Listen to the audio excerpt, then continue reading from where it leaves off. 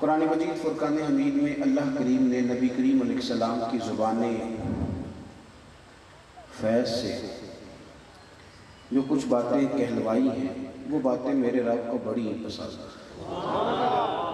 کہا محبوب یہ تو کہہ، یہ لفظ مجھے بڑے پیارے لگتے ہیں، یہ تو کہہ دے۔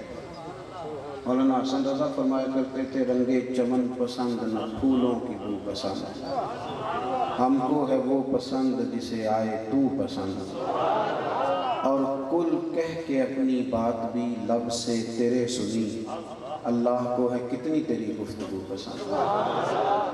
کہا کل اے محبوب آپ فرمائیے، کیا کہیے؟ آیت پر غور کیجیے۔ کہا محبوب فرمائیے ان صلاتی، بے شک میری نماز، ونسکی اور میری قربانی۔ یہ لفظ اللہ کو بڑے پسند ہیں، اللہ نے سننے چاہے ہیں اپنے محبوب کی زبان سے۔ اے محبوب آپ کہیے بے شک میری نماز، میری قربانی، و محیایا و مماتی، میرا دنیا میں موجود رہنا یا ظاہری طور پر پردہ کرنا۔ پھر غور کریں، میری نماز، میری قربانی، میری حیات، میرا دنیا سے جانا۔ اے محبوب تو کہہ للہ رب العالمین۔ اے محبوب آپ کہیے کہ یہ سارا اس رب کے لیے ہے جو تمام جہانوں کو پالنے والا ہے۔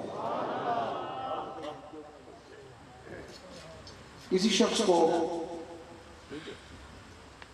اس کی بیوی وقت پر کھانا پکا کے دیتی ہو، کپڑے بھی دھو کے دیتی ہو، اس کی عزت کی حفاظت بھی کرتی ہو، سارے کام ہوں، لیکن اچانک اسے پتہ چل جائے میری بیوی میرے ساتھ مخلص نہیں، یہ نہ پیسے چرا چرا کے پیچھے بھی بھیجتی ہے، حالانکہ کپڑے وقت پہ دھو کے دیتی ہے، سارے کام ٹھیک ہیں، بس مخلص نہیں، گزارا ہوتا ہے؟ بھئی کپڑے تو دھو کے دے رہی ہے، روٹی بھی پکا رہی ہے، گزارا ہوتا؟ گزارا نہیں ہوتا۔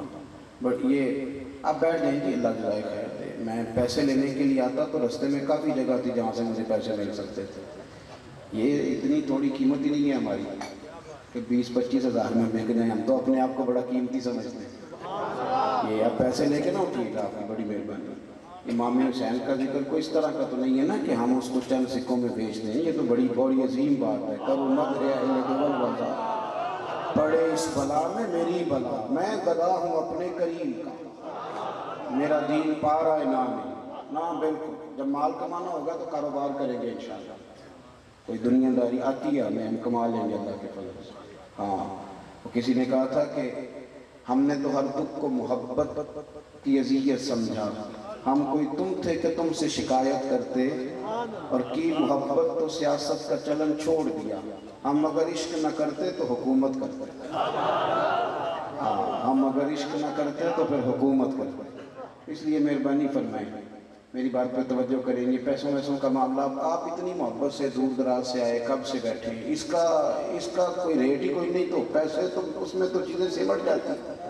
ویسے بھی گردن کو جھکا دیتا ہے خیرات کا پتھر، جہاں میں مانگنے والوں کے سر کبھی اونچے نہیں ہوتے، اور غیرت ہے بڑی چیز جہاں تگ و دو میں، پہناتی ہے یہ فخر کو تاج سردارا۔ ایک پنجابی دی گل بھی نہ کریے، ایک سادہ سا شاعر گزرا ہے تو کہا کرتا تھا سانو تخت زارے دی لوڑ کی تے نالے کی لگے شہر بمول دے نال، اسی تے اپنی بال کے سیکنے ہاں، سانو کی لگے کسی اور دے نال۔ مست لستے لوگ ہیں، اللہ تعالیٰ آپ کو جزائے خیر عطا فرمائے، اللہ آپ کو برکت دے۔ میں اس کا مخالف نہیں ہوں، حضرت عمر کو نبی کریم علیہ السلام نے کچھ دیا، صحیح بخاری ہے، دیا جب کچھ تو حضرت عمر نے کہا حضور نہیں رکھ لیں، تو فرمایا عمر جب کوئی اپنی مرضی سے دے تو یہ تو اللہ کی طرف سے ہوتا ہے، لیکن یہ جو طریقہ ہے نا، آپ کو پتہ ہے نوٹوں والا اگر پیچھے ہو تو پھر بھی اگلوں کو تانگ کرتا ہے، اور اگر آگے ہو تو پھر بھی پچھلے پریشان ہوتے ہیں کہ میرے کو بھی نوٹاں کی دتھی ہوتی تو میری بھی اگلی سیٹ ہوتی۔ تو اس لیے دوران محفل میں بچیں چیزوں سے، بہت زیادہ احتیاط کریں تاکہ ماحول زیادہ سے زیادہ سنجیدہ رہے، اللہ سمجھنے کی توفیق عطا فرمائے۔ اب اس کا یہ ترجمہ نہ کر لینا کہ کبھی کسی مولوی کے قریب ہی نہ لگنا، ہاں ہاں مہربانی، نعت خاں کے قریب ہی نہ لگنا، یہ ترجمہ نہ کر لینا، ہم لوگ اپنی مرضی کی چیزیں بھی اخذ کر لیتے ہیں نا۔ نعت خاں کی خدمت کرنا میرے رسول اللہ کی سنت ہے، یہ نبی کریم نے حضرت حسان بن ثابت کو چادر دی تھی، بس اس کا انداز سنجیدہ کرو، صاف ستھرا کرو، جس میں کوئی ریاکاری کا عنصر نظر نہ۔ بہرحال بات سمجھیے، بیوی کا پتہ چل جائے نا مخلص نہیں تو گھر نہیں چلتا. اسی طرح خامد خرچہ بھی دیتا ہو، پیسے بھی لا کے دیتا ہو، کپڑے بھی لا کے دیتا ہو، بیوی جب کہے مجھے میکے لے کے چل تو وہ میکے بھی لے کے چلے. لیکن اگر بیوی کو پتہ چل جائے نا اس کا کہیں اور بھی چکر ہے، خامد خرچہ دیتا ہے، پیسے دیتا ہے، لیکن اگر اسے پتہ چلے میرے ساتھ مخلص ہے تو گھر چل جاتا ہے. او خدا کے بندے، اخلاص نہ ہو تو گھر نہیں چلتا، تو بغیر اخلاص کے دین کیسے چلے گا؟ بیوی کو تو شاید پتہ لگے کہ خامد مخلص ہے کہ نہیں، اور خامد کو تو شاید پتہ چلے کہ بیوی مخلص ہے کہ نہیں. رب رسول کو تو ہر وقت پتہ ہے. وَلَٰكِنْ يَنْظُرُ إِلَىٰ قُلُوبِكُمْ أَوْ كَمَا قَالَ النبی صلی اللہ علیہ وسلم. فرمایا رب تو جب بھی دیکھتا ہے تیرا دل دیکھتا ہے. اسے تو پتہ ہے جتنے مرضی نعرے لگا، اتنی بڑی محفل کرا، جو مرضی کر، اگر تیرے اندر اخلاص نہیں، مخلص نہیں، یارو دیکھو نا مجھے پتہ چل جائے کہ میرے ساتھ رہنے والا میرے ساتھ ہے ہی نہیں تو مخلص ہی نہیں، تو میں اس بندے کا چہرہ نہ دیکھوں، یار تو جھوٹا ہے. تو اخلاص دین میں، کچھ دینا دین کو. ہم نے ساری زندگی دین کے ذریعے کچھ لیا ہے. قرآن شریف پڑھوں گا برکت ہوگی، بالکل ہوگی، پر برکت کے لیے نہ پڑھ، رب کی رضا کے لیے بھی پڑھ. ہم نے نا دین سے لیا ہے، تعویذ لینے آ گئے فلاں. اللہ کرے کہ ایسا موقع بھی آئے کہ ہم دین کے ساتھ مخلص اور دین کو کچھ دینا بھی شروع کر دیں. لیکن نا شکوہ کرتے ہیں ہم لوگ، او خدا کے بندو دین کو کچھ دینا. میرے رسول کریم علیہ السلام نے ساری زندگی دین کے لیے وقف فرمائی. صحابہ کا ایک مخصوص مزاج تھا، مخصوص. حضرت سعد بن معاذ رضی اللہ تعالیٰ عنہ کو خندق میں زخم لگ گیا تھا، جنگ خندق، اور گہرا زخم لگ گیا، لیکن ان کے نصیب بڑے اونچے تھے. جب زخم گہرا لگا تو رسول کریم علیہ السلام نے نا مسجد نبوی میں ان کے لیے خیمہ لگوایا. اور نصیب دیکھو اس بیمار کے کہ رسول پاک 2 وقت اپنے دست مبارک سے مرہم پٹی فرمایا کرتے. نصیب دیکھو 2 وقت حضور اپنے دست مبارک سے مرہم پٹی کرتے، 2 وقت. نبی کریم علیہ السلام اتنا پیار کرتے. حضرت سعد بن معاذ نا ایک دن مسجد کے باہر خیمہ تھا، زیر علاج تھے. ایک دن اللہ کی بارگاہ میں دعا کرنے لگے، عرض کرنے لگے اے اللہ اگر تو قریش مکہ کے ساتھ کوئی اور باقاعدہ جنگ باقی ہے تو پھر تو مجھے رکھ تاکہ میں دین کے کام آ سکوں. اللہ کرے آپ کو سمجھ آئے. بچی کی شادی کے لیے یا اللہ مجھے زندگی دے، یہ دعا نہیں مانگ رہے. یہ نہیں دعا مانگ رہے کہ یا اللہ میرے بچے سیٹ ہو جائیں پھر بے شک لے جانا. یہ نہیں دعا مانگی.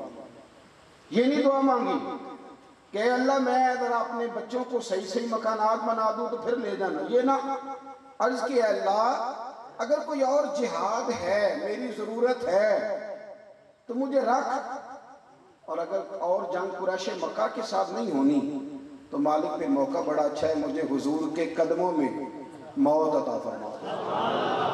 حضور کے قدموں میں اے اللہ پھر یہ موقع اچھا ہے، اور وہ بھی اگر تیری رضا ہو تو. موت نہیں مانگی، کہا اگر تو مناسب سمجھے میری ضرورت ہے تو رکھ، اور اگر ضرورت نہیں تو اللہ پھر موقع اچھا ہے. حضور ظہر کی نماز پڑھ کے نکلے، نبی کریم ظہر کی نماز پڑھ کے نکلے تو حضور نے دیکھا ان کے خیمے سے خون نکل رہا ہے. صحابہ نے عرض کی حضور وہ سعد بن معاذ کے خیمے سے خون نکل رہا ہے. حضور فرمانے لگے خون نہیں نکل رہا، رب نے میرے سعد کی دعا کو قبول کر لیا. حضور ان کے خیمے میں پہنچے، انہوں نے اپنا سر حضور کی گود میں رکھا. کیا تیرے نصیب ہے، کیا تیرا انداز ہے.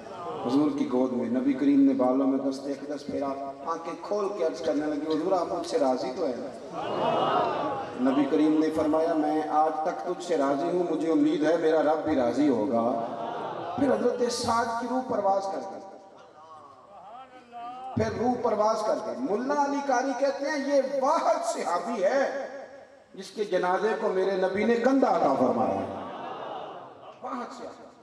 اور جب ان کا جنازہ جا رہا تھا نبی کریم ایک قدم یہاں رکھتے، ایک دوسرا تھوڑا ہٹا کے رکھتے، پھر تھوڑا ادھر مڑ جاتے، تھوڑا ادھر.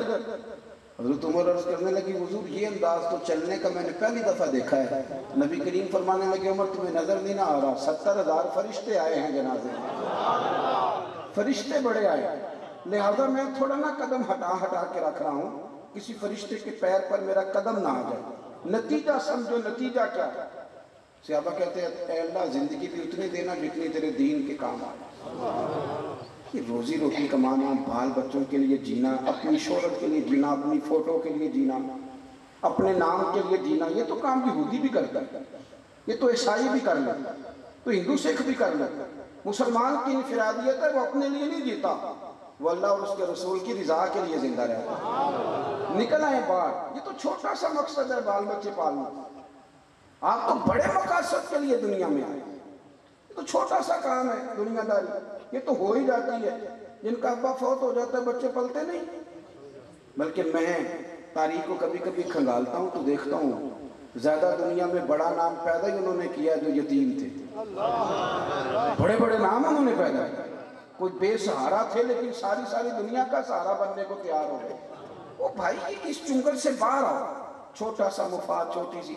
یہ محفل کرانے والے دوست مجھے اکثر پیار سے ملتے ہیں، محفل کا ٹائم لیتے ہیں، کہتے ہیں آپ آئیں۔ میں جلسوں کا قائل نہیں تھا شروع سے لے کر، طبیعت نہیں، جلسوں کے میدان کے آدمی نہیں ہوں، کو تھوڑا لکھنے پڑھنے کا ذہن تھا، لیکن پتہ نہیں کب جلسوں میں جانے لگے پتہ ہی نہیں چلا۔ چلو خیر اب شروع ہو گئے تو جو اللہ کو منظور ہے۔ تو میں کبھی کبھی پوچھتا ہوں جلسے کرانے والوں سے، ناراض نہ ہونا، کبھی کبھی پوچھتا ہوں، میں کہتا ہوں ثواب کی نیت بھی ہے تمہاری کہ نہیں؟ ثواب کی نیت ہی کر لو، کیا فوٹو لگانے کی نیت ہے؟ اور پھر کبھی کبھی یوں بھی ہوتا ہے، یہاں علماء بیٹھے ہیں، ایک مسجد میں جاتے ہیں نا کسی گاؤں میں کسی شہر میں، تو کہتے ہیں جی آپ اب ہماری مسجد میں بھی ٹائم دیں، تو میں کہتا ہوں آپ کے گاؤں میں آیا تو تاکن لگی وہ دوسری مسجد تھی، میں کہا ہے تو سنیے جی سی، اس کو بھی اپنی سمجھ لو، مہربانی کرو، کسی جگہ اجتماعیت کا کہیں تو اظہار کرو، یہ کوئی نام و نمود کا مسئلہ نہیں، تھوڑا باہر آ، مطلب جلسہ کرنے سے مقصود کیا ہے پہلے یہ بتائیں، ارادہ کیا ہے، نیت کیا ہے؟ بخاری کی پہلی حدیث، ترمذی کی پہلی حدیث، مسند امام اعظم کی پہلی حدیث، انما الاعمال بالنیات، تو پہلے اپنا ارادہ تو کرنا۔ میرے اسد قبلہ رحمت اللہ علیہ جمعے والے دن ممبر کی طرف جانے لگے، تھوڑی دیر روک گئے، 5-10 منٹ کھڑے رہے، پھر جمعہ پڑھایا تو میں نے بعد میں عرض کی حضور آپ ٹھہر گئے تھے، طبیعت تو ٹھیک تھی؟ فرمانے لگے اپنے دل سے پوچھ رہا تھا، واہ واہ کی نیت ہے کہ اللہ کو راضی کرنے کی نیت ہے؟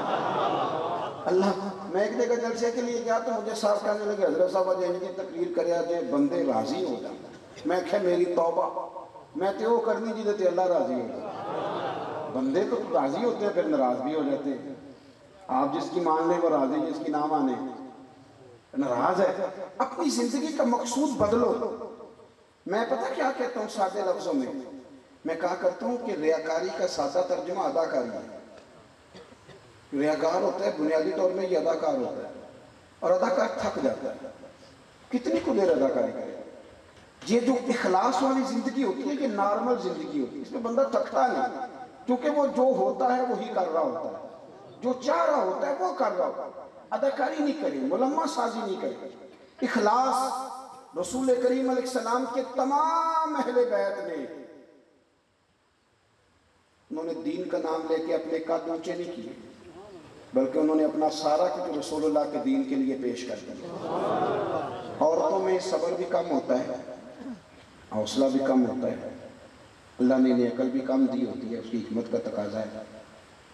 اور پھر جو بی بی امیر ہو وہ کبھی غریب ہو جائے تو اس کے لیے جینا مشکل ہو جاتا ہے، غریب آدمی امیر ہو جائے تو گزارا ہو جاتا ہے، اور خدا نہ خواستہ امیر اگر غریب ہو جائے مشکل ہو جاتا ہے۔ سیدہ طیبہ طاہرہ حضرت خدیجہ الکبریٰ رضی اللہ تعالیٰ عنہ مکے کی ملکہ تھی، آپ فرماتی ہیں 20 نوکرانیاں تھی میرے گھر، توجہ ہے میری بات پر؟ یہ آگے والوں کو سمجھ آ رہی ہے کہ ہاں نہ کر رہے ہیں، پیچھے والے تو بالکل گمسم ہیں۔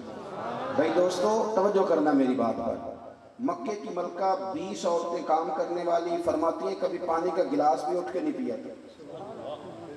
پھر اسی بی بی نے حضور کی غلامی اختیار کی، پھر کلمہ پڑھا، ظہر کے وقت، ابن اسحاق کہتے ہیں ظہر کے وقت انہوں نے اپنا مال حضور کے قدموں میں سارا پیش کر دیا، عصر سے پہلے میرے نبی نے ہر چیز اللہ کے رستے میں تقسیم کر دی۔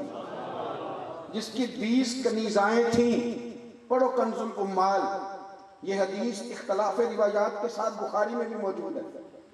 حضرت ابو ہریرہ رضی اللہ تعالیٰ عنہ فرماتے کہ سیدہ طیبہ طاہرہ حضرت خدیجہ الکبریٰ کے بارے میں محبوب نے فرمایا کہ خدیجہ میرے لیے کھانا پکا کے باورچی خانے سے نکلی، خود حضرت خدیجہ کپڑوں پہ پیوند لگے، خود چولہا جلایا، خود چولہا جلایا، اور وہ بی بی جس کے پاس ہر گھنٹے کے بعد نیا سوٹ تیار پڑا ہوتا تھا، اس کے کپڑوں کو پیوند لگے، جین جان دا کچھ وسا نہیں، جان یار نو دے تے شاد ہو جا، اس سے دل دے ہیں فساد سارے، دل دل بر نو دے تے آزاد ہو جا، جو رکھے آباد تے رو بس دا، تے جدوں کرے برباد برباد ہو جا، جدوں کرے برباد، ہاں پھر برباد بھی ہو، صرف سکھ لینے کے لیے نہ، وَلَنَبْلُوَنَّكُمْ بِشَيْءٍ مِّنَ الْخَوْفِ وَالْجُوعِ وَنَقْصٍ مِّنَ الْأَمْوَالِ وَالْأَنفُسِ وَالثَّمَرَاتِ، یہ تو شہادت گاہ الفت میں قدم رکھنا ہے۔ لوگ آسان سمجھتے ہیں مسلمان ہونا۔ حضرت خدیجہ کھانا پکا کے نکلی، کپڑوں پہ پیوند لگے ہوئے، اور سادے سے برتن میں جب کھانا لے کے آئی نا، حضور کے سامنے کھانا رکھا تو اللہ کے رسول علیہ السلام غور سے سجدہ خدیجہ کو دیکھنے لگے، غور سے دیکھنے لگے۔ حضور کیا دیکھ رہے ہیں؟ تو محبوب فرمانے لگے خدیجہ تیرے آنے سے پہلے پہلے جبریل امین آ گئے، اور واقع کہہ رہے ہیں یا رسول اللہ خدیجہ کھانا لے کے آ رہی ہے، اور رب فرماتا ہے جب خدیجہ کھانا لے کے آئے تو اسے اس کے رب کا سلام کہہ رہے ہیں، اسے اس کے رب کا، ہاں بھائی جب قربانی آپ دیتے ہیں، قربانی اس وقت جو اعزاز ہوتا ہے وہ بدل جاتا ہے۔ حضرت خدیجہ نے قربانی، نبی پاک کی چاروں بیٹیوں نے قربانی، حضور کی کتنی بیٹیاں؟ بول کے بتاؤ، بول جی، یہاں بڑے بڑے دس دے کیوں نہیں کنی ہیں، اللہ آپ کو خوش رکھے، 4 بیٹیاں حضور کی۔ یہاں بڑے بڑے لوگ، اب نہ لوگ عمروں کا حساب کرنے لگے، مجھے ایک صاحب کہنے لگے ایک بندہ کہہ رہا عمر اتنی بنتی ہے تو اتنی بنتی ہے تو 4 کیسے ہو گئی؟ میں نے کہا دین کاؤنٹنگ سے نہیں ہوتا، دین اللہ رسول کے فرمان کا نام ہے، وہ کاؤنٹ کرنے سے دین نہیں بنتا بھائی۔ خود رسول کریم نے فرمایا یہ میری بیٹی ہے۔ کب؟ حضور کی ایک صاحبزادی حضرت عثمان غنی کے نکاح میں تھی، انتقال کر گئی، نبی پاک نے دوسری کا نکاح کیا تو صحابہ نے اس کی حضور بڑے خوش نصیب ہے عثمان کو آپ نے دوسری بھی دے دی، تو حضور نے فرمایا یہ تو میری 2 بیٹیاں تھیں، میری یہ تو میری 2 بیٹیاں تھیں، میری 40 بھی ہوتی تو ایک کے بعد دوسری انتقال کرتی رہتی، میں ساری عثمان غنی کے نکاح میں دے دیتا۔ نور کی سرکار سے پایا تو شالہ نور کا، ہو مبارک تجھ کو ذوالنورین جوڑا نور کا۔ تو نبی کریم علیہ السلام کی 4 بیٹیوں نے، پتہ ہے آپ کو 2 بیٹیاں ابو لہب کے 2 بیٹوں سے بیائی گئی، وہ جتنا لوگ بلیک میل کر سکتے ہیں نا، ایک تکلیف ہوتی ہے جسمانی، ایک نفسیاتی ہوتی ہے، کسی کو تنگ کرنا، اذیت دینا، بچوں کی طرف سے، ماں باپ کی طرف سے، وہ جو نفسیاتی تکلیف ہوتی ہے وہ آدمی کو بڑا کمزور کر دیتا ہے۔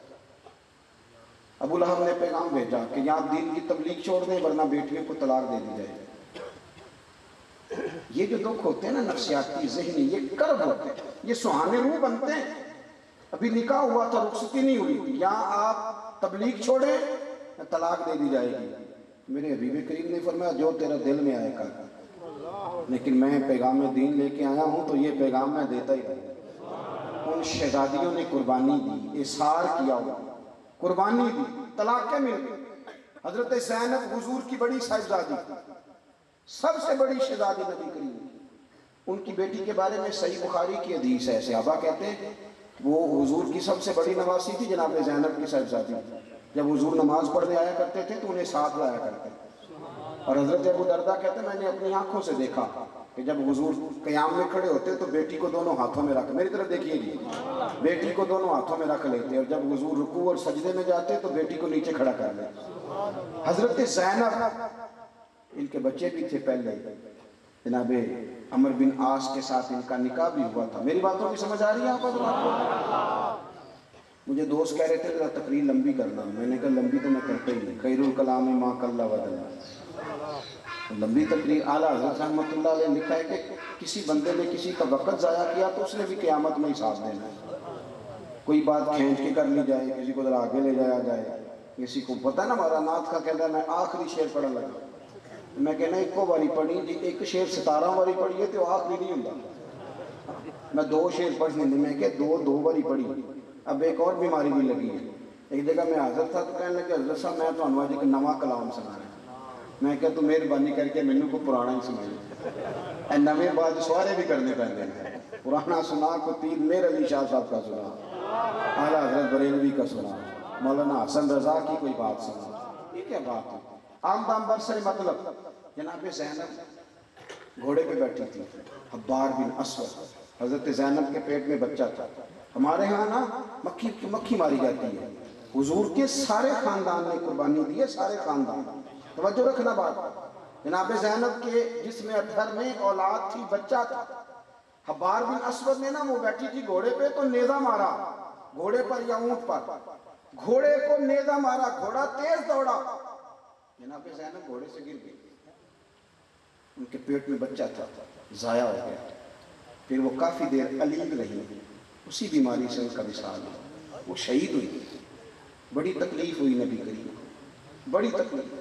فتح مکہ کے موقع پر نا حبار بن اسود کلمہ پڑھنے آیا، سیرت ابن حشام والے کہتے ہیں جب وہ آیا تو اس نے چہرے پہ کپڑا رکھا ہوا، نبی کریم علیہ السلام کی بارگاہ میں حاضر ہوا تو حاضر ہو کے نا عرض کرنے لگا یا رسول اللہ صلی اللہ علیہ وسلم کو بہت بڑا دشمن بھی آئے تو معاف کر دیتے ہو؟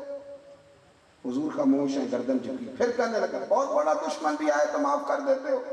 حضور خاموش ہیں۔ تیسری دفعہ اس نے چہرے پہ نقاب ڈالا تھا نا، حضور بڑا دشمن بھی آئے کلمہ پڑھے تو معافی ہے؟ حضور نے چہرہ اٹھایا تو آنکھوں میں آنسو تھے۔ حضور فرمانے لگے حبار یہ چہرے سے کپڑا ہٹا، بیٹیاں بھولا نہیں کرتی، تو کلمہ پڑھ میں تجھے بھی معاف کرنے کو تیار ہوں۔ بیٹیاں بھولا نہیں کرتی، تو پڑھ کر پورے خاندان میں قربانی، پورے۔ حضرت سیدہ فاطمہ الزہرا سے کسی نے پوچھا تھا بی بی صاحبہ دین کے لیے سب سے پہلے آپ کو کب تکلیف اٹھانی پڑی؟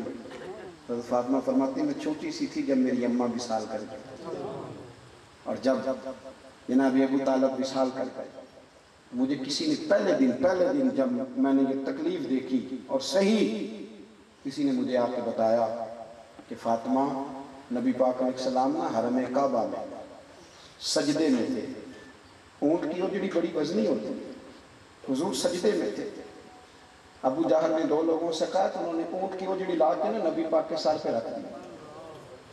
حضور علیہ السلام ساری قوتوں کے مالک ہیں، لیکن بظاہر حضور سر اٹھاتے تو تکلیف ہوتی۔ فاطمہ نہ ابو بکر صدیق مکے میں ہیں نہ مولا علی موجود ہے، تو آپ چلیں گی؟